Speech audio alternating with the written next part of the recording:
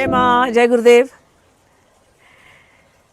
तंत्र के जो पंचमकार हैं, मध्य, मास, मीन, मुद्रा और मैथुन, इन विषयों के ऊपर मैं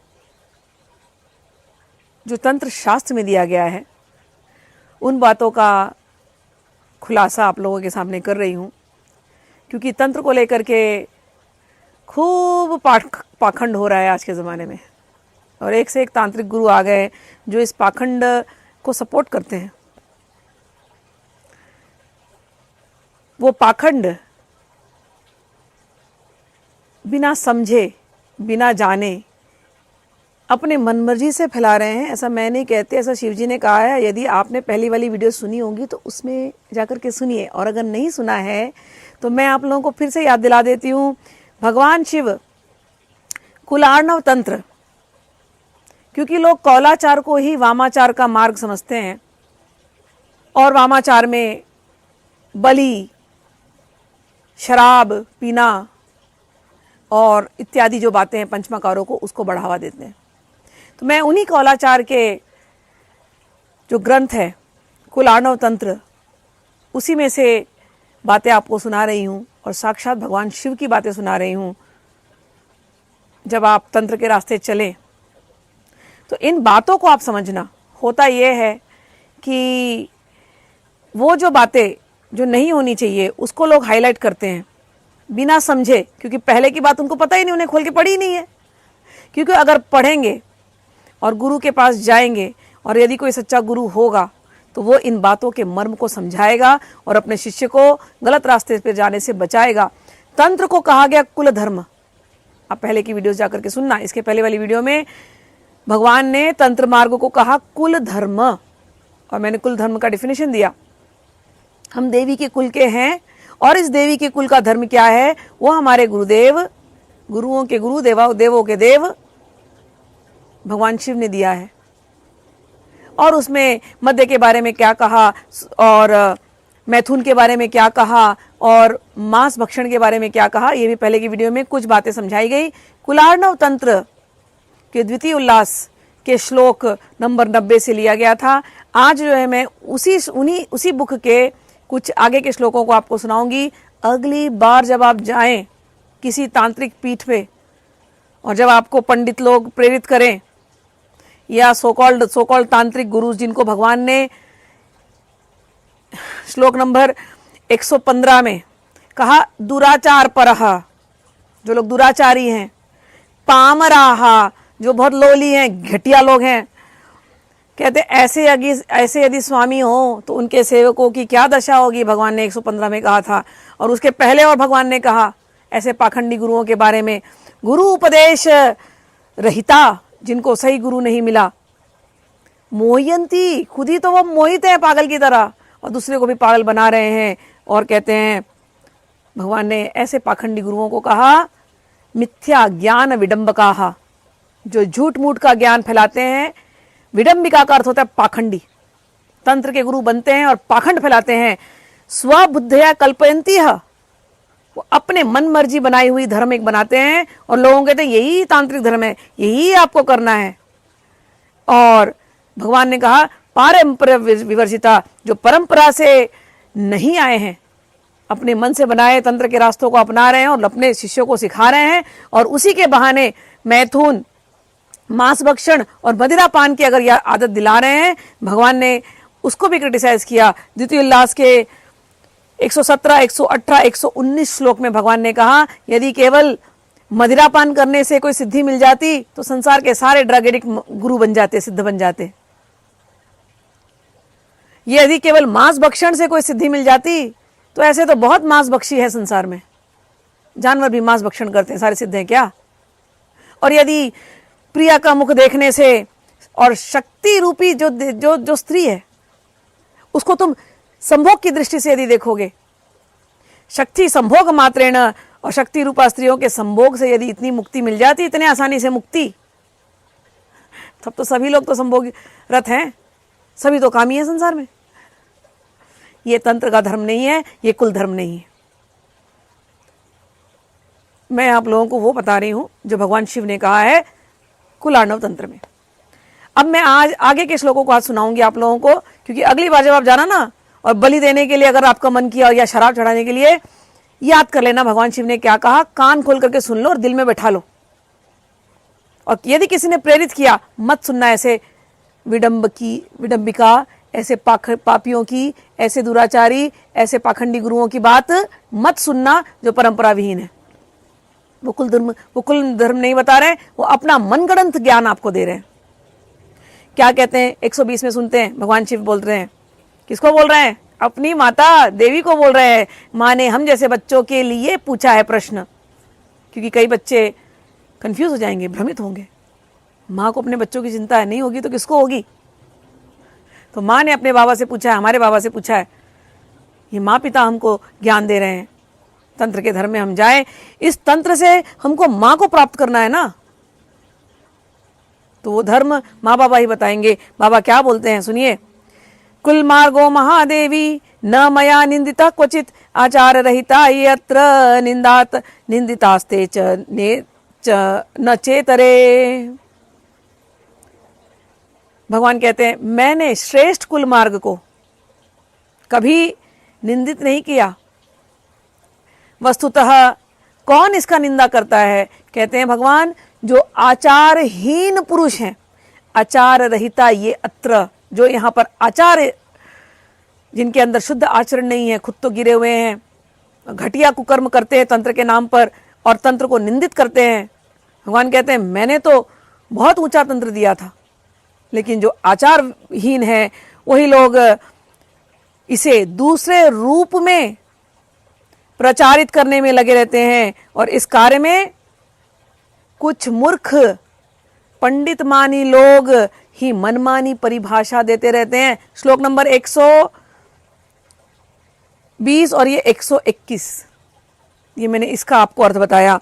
आचार रहिता यत्र निंदिता अस्ते न क्षेत्रे, आचार के मर्यादा के साथ लगे लोग कभी निंदनीय नहीं माने जा सकते। तो जो आचार समझते हैं कुल धर्म में क्या करना है वो सही है, जो नहीं समझ रहे हैं वही गलत है।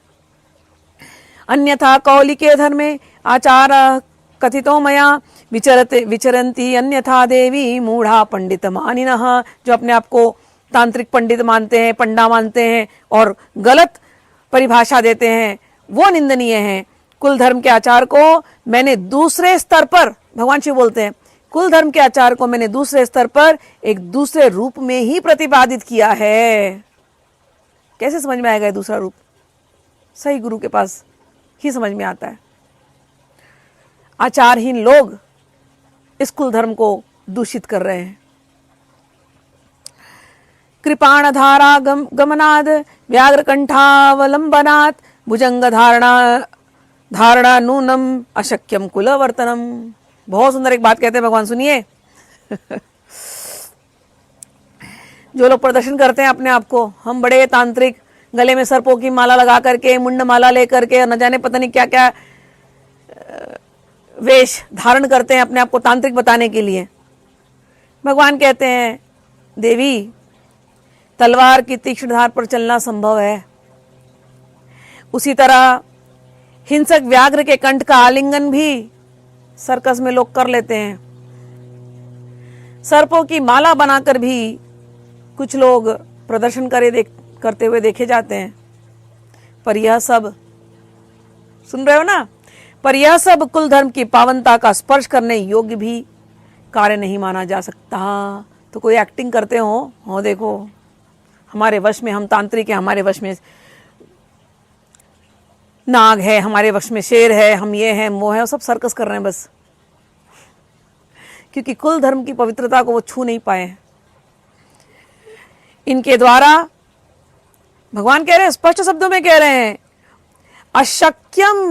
अशक्यम कुलवर्तनम भुजंग धारणान नूनम अशक्यम कुलवर्तनम। जो केवल गले में सर्पों की माला बना करके घूम रहे हैं यहाँ वहां कि हम तांत्रिक हैं, कुल धर्म को अभी जानते ही नहीं है, खाली आडंबर फैला रहे हैं। भगवान कहते उनके द्वारा कुल धर्म का अनुवर्तन और पालन असंभव है। सुन रहे हैं बाबा की बात, असंभव है नाटकियों के लिए। और कहते हैं भगवान शराबियों के लिए कहते हैं, सुनो जो तंत्र का नाम लेकर के शराब पिया जाए, शराब में मस्त रहा जाए, कहते हैं वृथा पानंतु देवेशी सुरापानम तदुच्यते तन्महापातकम ज्ञेयम वेदादीषु निरूपितम। भगवान श्लोक नंबर 123 में कहते हैं अमर्यादित ढंग से दिन रात मदिरा पान करने वाले लोगों को मद्यप कहा जाता है, शराबी। ऐसा सुरापान व्यसन रूप सुरापान कहलाता है। यह तो भगवान कहते हैं तन महापातकम, ये महापातक महापापमय कार्य है। ज्ञेयम, ये जान लेना चाहिए, वेदादीषु निरूपितम, इनकी बात तो वेदों में भी कहा गया। अब देखो भगवान ने वेद को और तंत्र को जोड़ा है। कई बार लोग कहते हैं तंत्र का मार्ग तो वेद से अलग है, वेद में तो ऐसी बोला है तो हम तो तंत्र वाले हैं, हम तो कोई फर्क नहीं पड़ता। भगवान कहते हैं अरे यही बात वेद में भी कही गई है, शराब पीना सही व्यसन नहीं है, और वही बात मैं भी दोहरा रहा हूं। ये अत्यंत पातक, अत्यंत पापमय कार्य है। इसलिए कुल धर्म करने वाले जो देवी के धर्म पे चल रहे हैं, कुल धर्म यानी जो देवी के धर्म के रास्ते चल रहे हैं, जो शिव बाबा की बातें सुन रहे हैं, वो इस व्यसन में नहीं पड़ेंगे। आगे कहते हैं अनाग्रेयाम अनालोक्य स्पृश्यंच चाप्य अपेयकम मध्यम मासम पशुन्नान्तु कौलिकानाम महाफलम। भगवान कहते हैं जो साधक जो इस कुल धर्म में चल रहे हैं उनके लिए तो मद्य और मांस का सूंघना भी वर्जित है। समझ में आ रही बात? क्या कहा? सूंघना भी। जहां मद्य और जहां मांस है, सूंघो भी मत, निकलो वहां से। और तुम चले हो भगवान देवी को शराब चढ़ाते हो और बोलते हो देवी इसी से प्रसन्न होती है, मांस से प्रसन्न होती है। सूंघना भी वर्जित है। भगवान कहते हैं उस मांस मदिरा का दर्शन करना भी नहीं चाहिए। सुन लो, इसके साथ अब दर्शन ही नहीं कर सकते, सूंघ भी नहीं सकते, तो छूना तो मना ही है। इसके साथ ये अस्पृश्य भी माने जाते हैं। पीने की तो बात ही अलग है। ये दोनों अपेय हैं और अखाद्य हैं। क्या? मांस और मदिरा दोनों अपेय हैं, अखाद्य हैं। कहने का अर्थ है ना खा सकते हो ना पी सकते हो, ठीक। कौलिक साधक की साधना में इनका प्रयोग दूसरे स्तर पे होता है, जो कि गुरु से समझना चाहिए।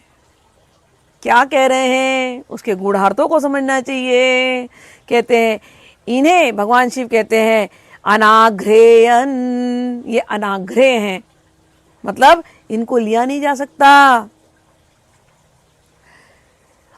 अनालोक्यम, इनको देखा भी नहीं जाता। अस्पृश्यम, इनको छुआ भी नहीं जाता। अपेयम, इनको पिया नहीं जाता। अखाद्यम, इनको खाया नहीं जाता। मध्यम मासम पशुनान्तु कौलिकानाम महाफलम। जो पशु लेते हो वो नहीं, कौलिकों को, जो उच्च स्तर के जो कौलिक हैं, जो उच्च स्तर के कुलधर्म का पालन करने वाले हैं, जो उच्च स्तर के तांत्रिक हैं, जो उच्च स्तर के साधनाओं में रत हैं, वो इनको छूते, सूंघते, स्पर्श तक नहीं करते। ठीक? तो करते कौन है? अब आप समझ गए, छोटे लोग, छोटी सोच वाले।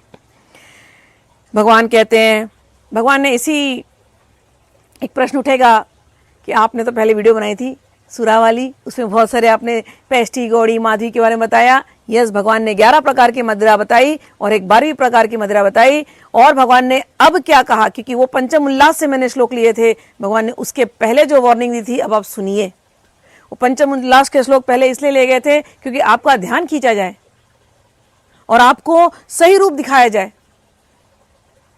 तो आप सुनिए, भगवान ने पहले वार्निंग दी है। क्या वार्निंग दी है? जो लोग ब्राह्मण हैं, जो लोग क्षत्रिय हैं, जो लोग वैश्य हैं, जो द्विजाति हैं, जिनका जनेऊ हुआ है, उनको तो वो जो 11 प्रकार की मदिरा है ना, उसमें भी नहीं पड़ना चाहिए। हाँ, जो जनेऊ संस्कार जिनका नहीं हुआ है, जो छोटी जातियों से थे, भील है, क्योंकि तंत्र ने सभी का समावेश किया। वेद में कई बार क्या होता है कि बहुत सारा ज्ञान कहते हैं शूद्रों को नहीं अलाउड था, लेकिन तंत्र में सभी का समावेश है। ये माँ ने और बाबा ने सबको लिया है।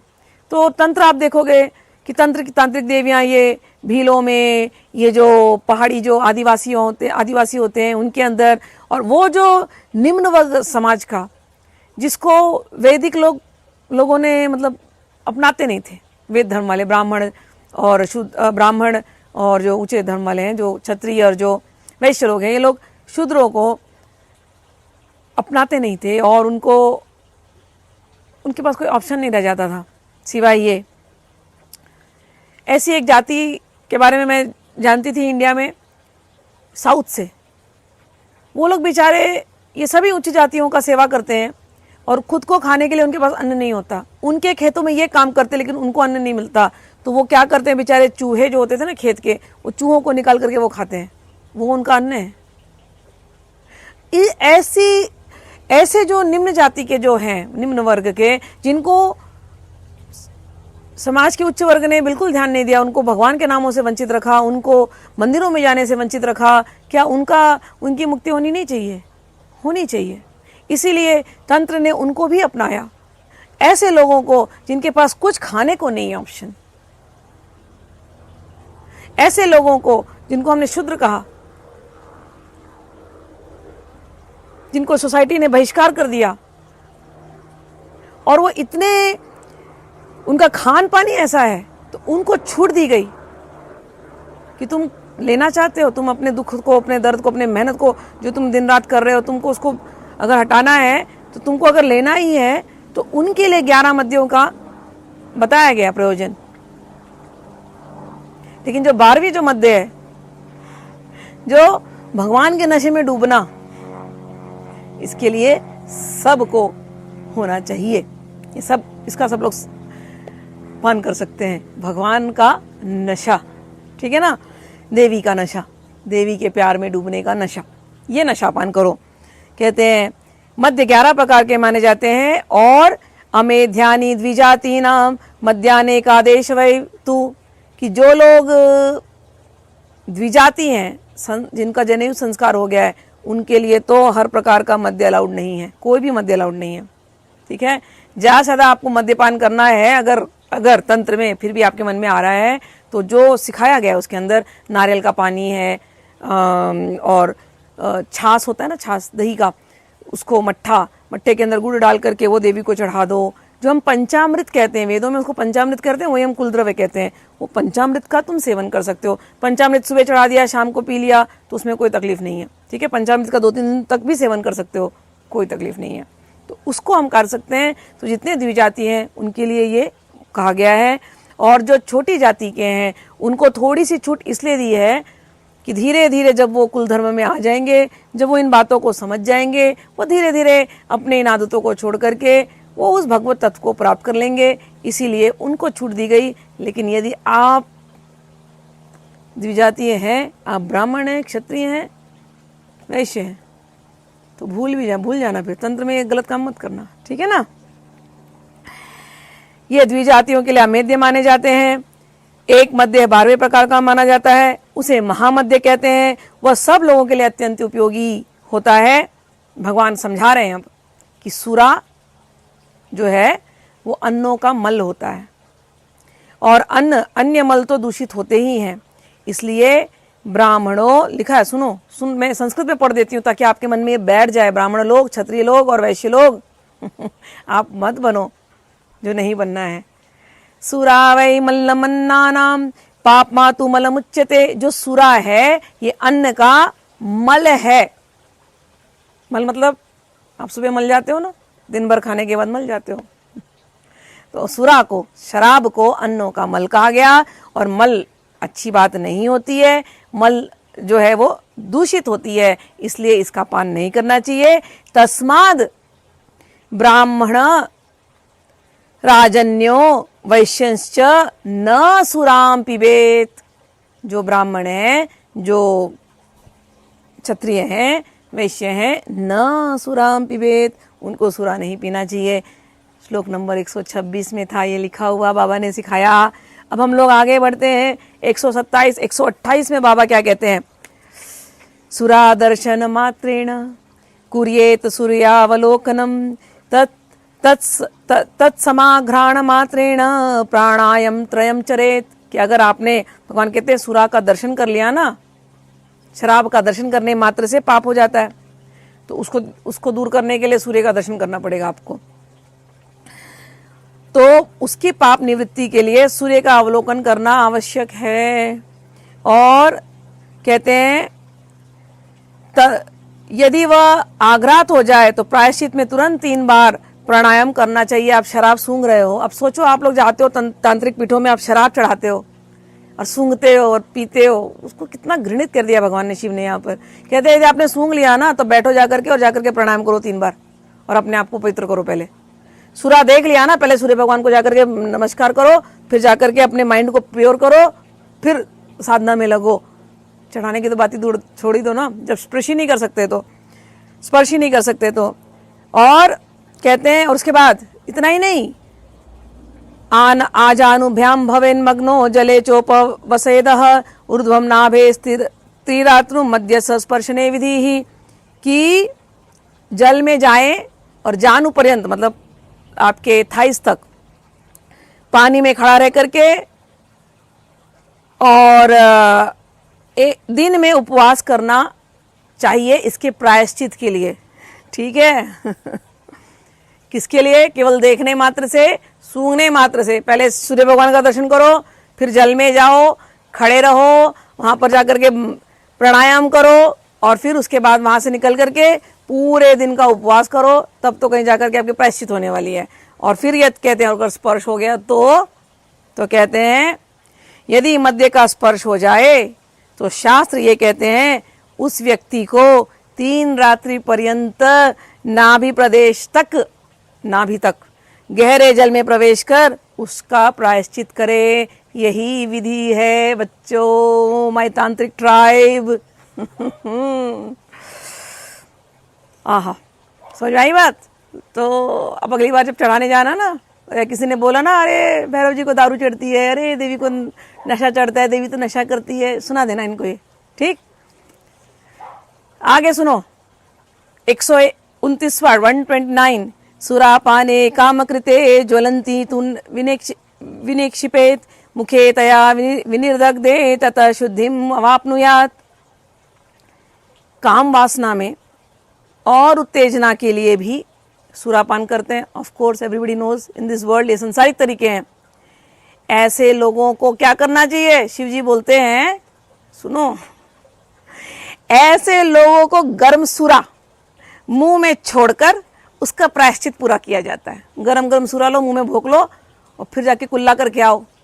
अगर तुम तंत्र का रास्ता अपना रहे हो और शराब देते हो किसी स्त्री को और खुद भी शराब का पेन करते हो और फिर कहते हो अब मैथुन में लगना है, ये चक्र है, ये तांत्र में ऐसा होता है, तो एक काम करना, उसके मुंह में ना पहले बोलो कि हमने सुना है, बाबा ने बोला है गरम गरम ना पीना है ना सूरा, ठीक है, गरम गरम सूरा मुंह में भोंकते हैं, तो गरम गरम एकदम हॉट बॉइलिंग सूरा लेकर के एक दूसरे के मुंह में डाल देना।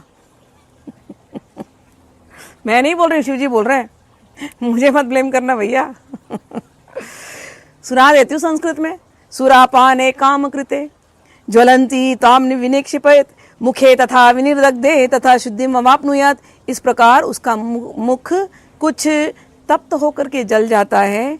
यह आप तो लोग कहते हैं मध्य के स्पर्श, अवलोकन, सूंघना और पान, इन चारों बातों से संबंधित जो भी प्रायश्चित होता है उसे करने की विधि यहाँ तक बताई गई है, इसे अवश्य करना चाहिए।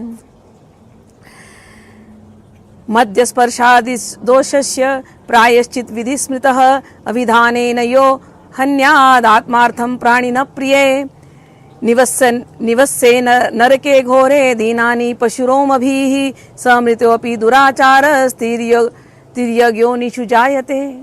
भगवान कहते हैं प्रिय पार्वती, बिना विधि के अपने आस्वादन, क्योंकि हमें दारू पीना है तंत्र के नाम पर, भैया ये तुम्हारे अपने मन का बनाया है। भगवान शिव क्या कहते हैं, बिना विधि के अपने आस्वाद और उदर पूर्ति के उद्देश्य से जो प्राणियों का वध करता है, सुन लो, बलि चढ़ती है देवी को, और बलि बताया गया है शास्त्रों में।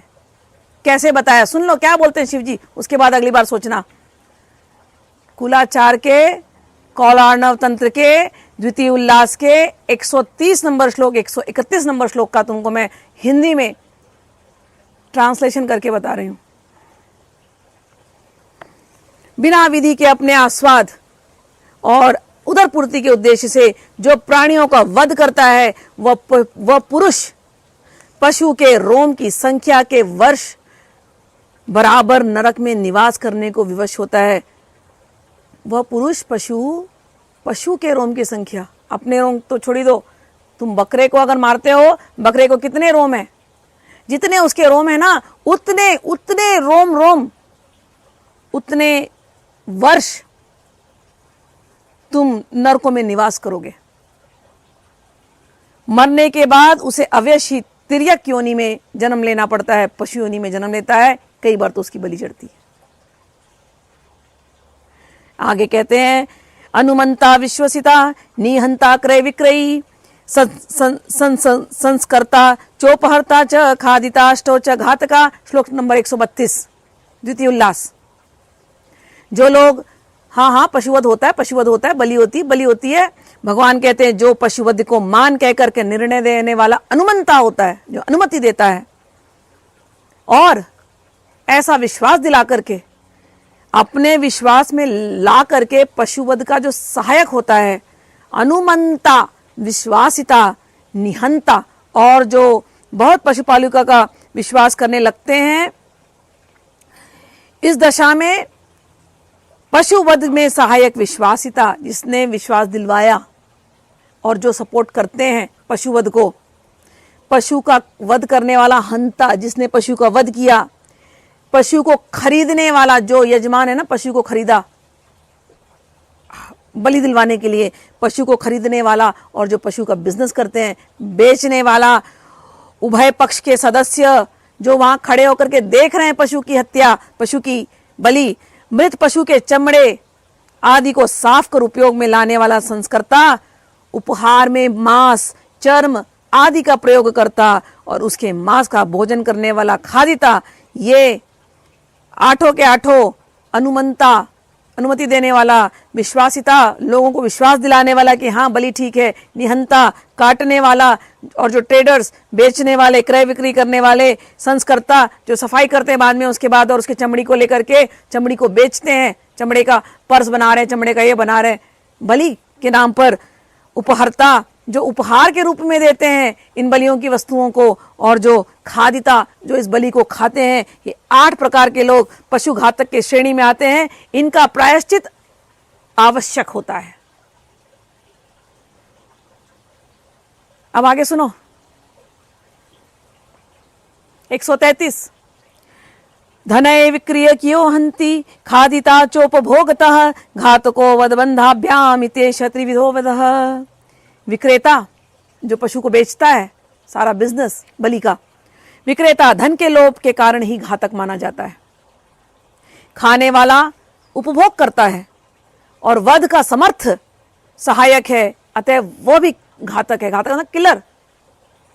मारने वाला पहले उसे बांधता, दबाता और तब काटता है। जाओ देखो कैसे होती है बलि। तो ये जो मारने वाला होता है ना, पहले उस पशु को दबाता है, काटता है और बांधता है, अतः वह तो प्रधान घातक होता है। ये 3 प्रकार के वध माने जाते हैं, खाने वाला भी, बेचने वाला भी, काटने वाला भी। ये तीनों के तीनों भगवान ने उनको पातकी कहा है, घातक कहा है।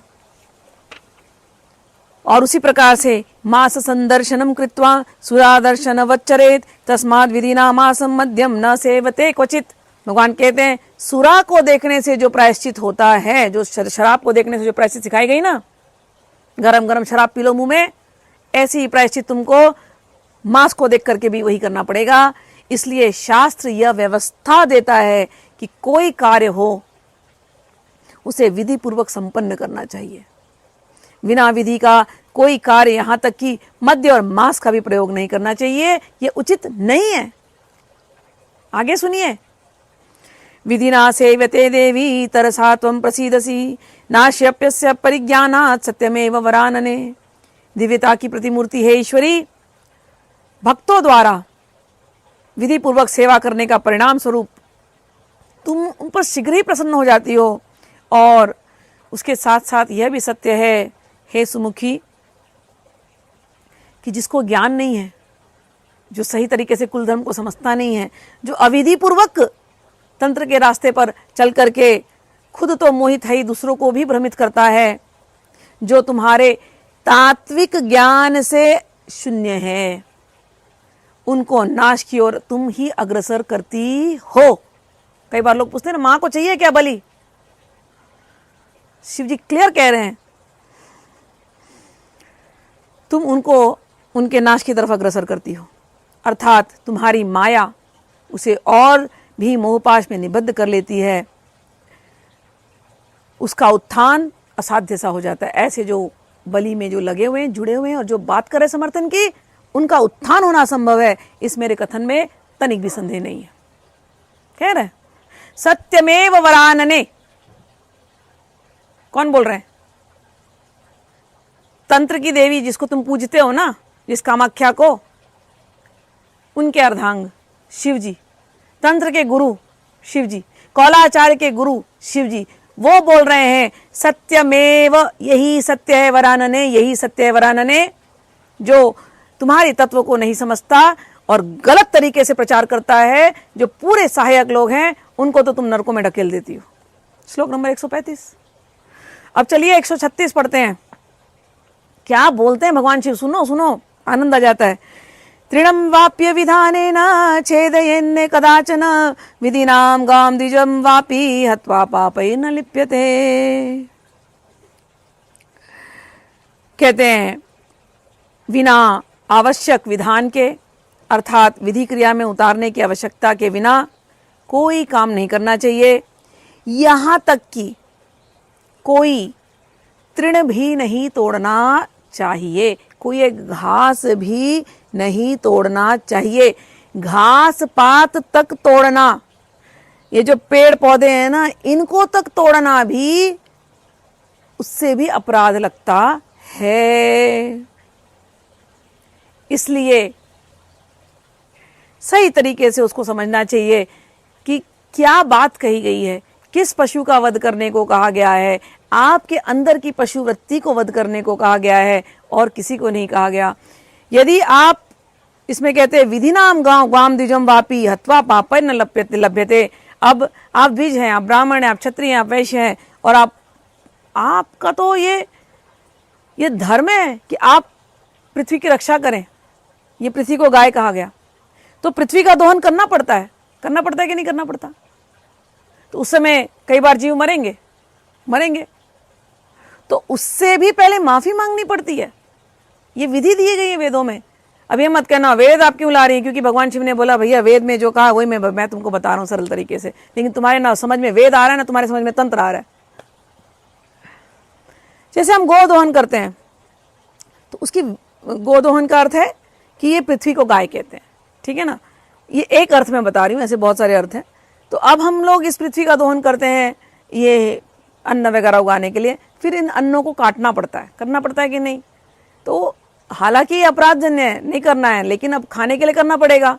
तो क्या करना है, उसकी विधि दी जाती है कि उन अन्नों को जाकर के, उन प्लांट्स को जाकर के बोलना पड़ता है एक दिन पहले कि कल हे आपके अंदर जो बसे हुए देवता हैं, हम आपसे प्रार्थना करते हैं कि कल हमें इसको काटना पड़ेगा, तो आप हमें अनुमति दें। भगवान से जाकर के क्षमा मांगना पड़ता है, फिर जाकर के आप अगले दिन उस पेड़ को आप काटोगे अपने अन्न के लिए। अब लोग इस पर भी आर्ग्यूमेंट कई बार बहुत कुछ करते हैं कि अरे तो जब पेड़ को काट सकते हैं तो फिर जानवर को क्यों नहीं? भाई मेरे, पेड़ को काटने से पेड़ बढ़ता है, पेड़ को नहीं काटोगे ना तो उसमें और ब्रांचेस नहीं आते। जानवर को काटने से जानवर तो मरता ही है, और कभी जानवर प्रेग्नेंट हुआ, अंदर उसका बच्चा वो भी मर जाता है, नहीं निकलेगा। लेकिन पेड़ में फल निकले, पेड़ में फूल निकले, उनको तोड़ना पड़ता है, उनकी मंजरियों को तोड़ना पड़ता है, लेकिन वो भी विधि पूर्वक करना पड़ता है। ऐसे ही बस हम जा रहे हैं, टाइम पास कर रहे हैं, बस झाड़ को तोड़ रहे हैं, ना ना ना ना ना। घास तक को तोड़ने अपराध है, तो जो कुलधर्मी होता है वो ये जानता है ये पूरी प्रकृति है ना, ये मेरी माँ है, ये मेरी माँ है।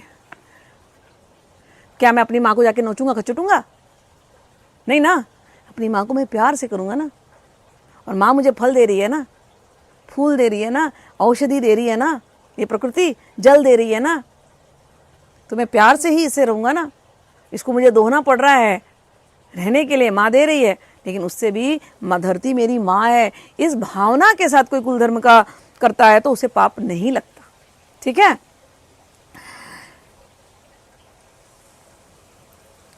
ठीक है, चलिए। बहुनात्र की मुक्ते न सारमेकम शृणु प्रिये जीवन मुक्ति सुखोपायम कुलशास्त्रेषु गोपितम यन्मुमुक्षो फलम देवी कनकस्यैव सौरभम कुलज्ञे अपि दुर्द्वा विख्याते ज्ञानम तद अनुत्तमम। और अधिक क्या कहूँ हे प्रिय, मैं यहाँ तुमसे एक सार रहस्यपूर्ण बात कर रहा हूँ। हे प्रिय, कुल शास्त्रों में जीवन मुक्ति सुखोपायम, जो जीवन मुक्ति और जो सुख के जो उपाय हैं वो सभी कुल शास्त्रों में उनको गोपितम मतलब उनको छुपा करके रखा गया है, वो गोपनीय रूप से सुरक्षित है। जिनको मुक्ति की इच्छा है उन्हें मुमुक्षु कहा जाता है और मुमुक्षु को ही मुक्ति का फल मिलता है। कुल शास्त्र का ज्ञान रखने वाले को कुलज्ञ कहते हैं। उन कुलज्ञों में भी ये जो ज्ञान है कोई जान जाए, यह अनुत्तम ज्ञान महत्वपूर्ण माना जाता है, इसीलिए इस ज्ञान को ऊर्ध्व आमना कहा जाता है। कुल शास्त्राणि सर्वाणि मय्ये वोक्तानि पार्वती प्रमाणानि न संदेहो न हंतव्यानि हेतुभिः। हे प्रिय पार्वती, जितने तंत्र शास्त्र हैं उनको कुल शास्त्र कहा गया। सभी कुल शास्त्र मेरे द्वारा ही परिवर्तित हैं। मैंने इन्हें स्वयं उपदिष्ट भी किया है। इनमें स्वतः प्रामाण्य है।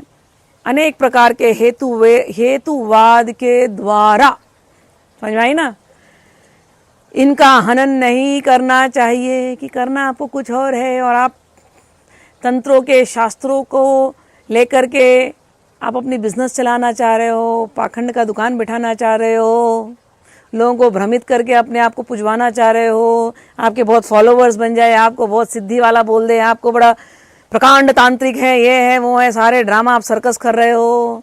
अगर कोई ऐसा करता है भगवान को वो अच्छा नहीं लगता है।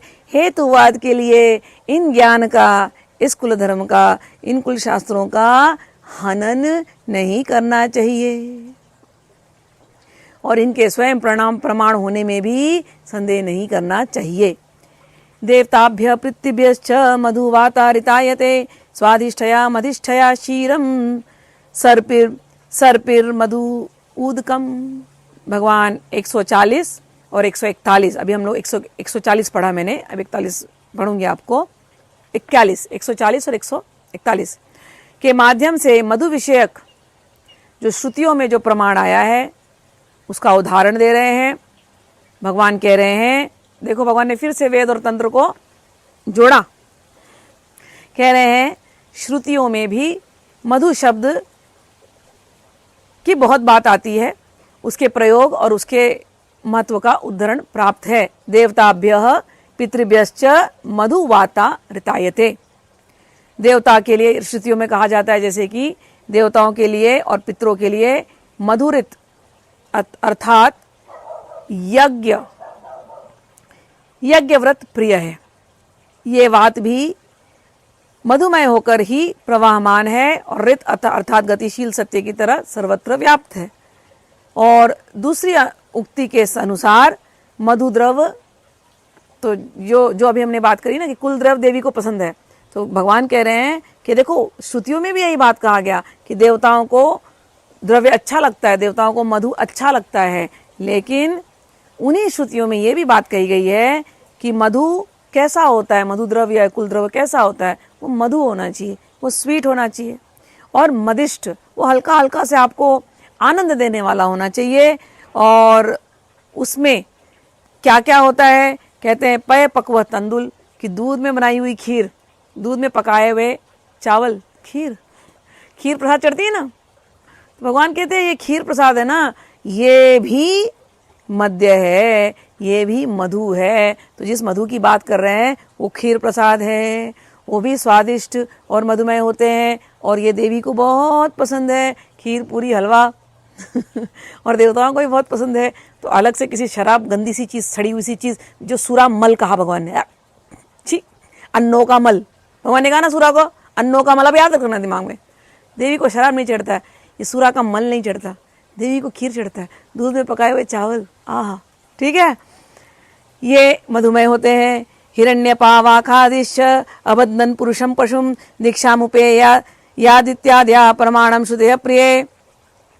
मांसविषय उद्धरण के रूप में स्वर्ण जटित खुर वाले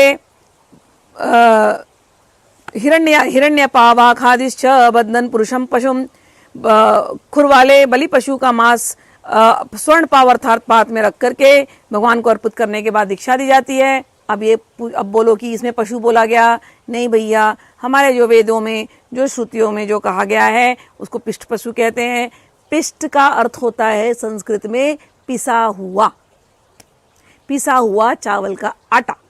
तो पिसे हुए चावल के आटे से उससे छोटे छोटे पशु बनाओ और उस पशु में अपनी जो पशु वृत्ति है उसकी भावना करो कि मेरे अंदर काम है, ये पशु का मैंने बलि दिया, मेरे अंदर क्रोध है, इस पशु का मैंने बलि दिया, मेरे अंदर लोभ है, इस पशु का मैंने बलि दिया, मेरे अंदर अहंकार है, इस पशु का मैंने बलि दिया। तो वो छोटे छोटे ऐसे प्रतीकात्मक चावल के आटे के आप पशु बना लो, बोलो ये सारे मेरे काम, क्रोध, लोभ, मोह, मद, मत्सर, ऐसे ऐसे पशु मैंने पाल करके रखे हैं, हे देवी माता, हम ये सब आपके चरणों में समर्पित करते हैं। पिष्ट पशु का अर्थ होता है इनका चावल के आटे से बनाए हुए प्रतीकात्मक पशु, ठीक। पिष्ट का अर्थ है पिसा हुआ, वहीं से आया है ना, पिष्ट, पिसा हुआ। इटालियन में एक वर्ड आता है पेस्टो, सुना है आपने? Italian pasta pesto, pesto pasta, तो पेस्टो वर्ड वहीं से आया, पिष्ट से आया है, पिसा हुआ। चलिए, इसका उदाहरण भगवान कहते हैं दीक्षाम उपेयाद इत्याद्या प्रमाणम श्रुतेय प्रिय। इसका उपदेश श्रुतियों में भी किया गया है, इससे इन्हें वेद विरुद्ध नहीं कहा जा सकता। इत्येतम कथितम किंचित कुलम महात्म्यंबिके समासेन कुलेशानी किम भूय श्रोतुमिच्छसि। भगवान शंकर कह रहे हैं, हे कुलाधीश्वरी, हे अंबिके, यहाँ तक मैंने तुम्हें कुल महात्म्य विषयक एक सब बातें तुम्हारे समक्ष की हैं। इसके अतिरिक्त यदि कुछ और जिज्ञासा हो तो मैं उसके समाधान करने के लिए प्रस्तुत हूँ। तो इस प्रकार से हमने द्वितीय उल्लास के सुंदर सुंदर श्लोकों को लिया। आगे भी भगवान बहुत अच्छी अच्छी बातें करेंगे, तो हम लोग उसको आगे चल करके सुनेंगे। आप लोगों की सोच एकदम पवित्र हो, शुद्ध हो, और आप लोग देवी कुल में प्रकट हुए हो, देवी कुल में ही आप वापस जाओ, बिल्कुल शुद्ध आत्मा बन करके पंचमकार के सही अर्थों को समझो। ऐसी मैं अपने गुरुजनों से प्रार्थना करती हूँ। अब मिलेंगे अगले वीडियो में। जय माँ, जय गुरुदेव, हर हर महादेव।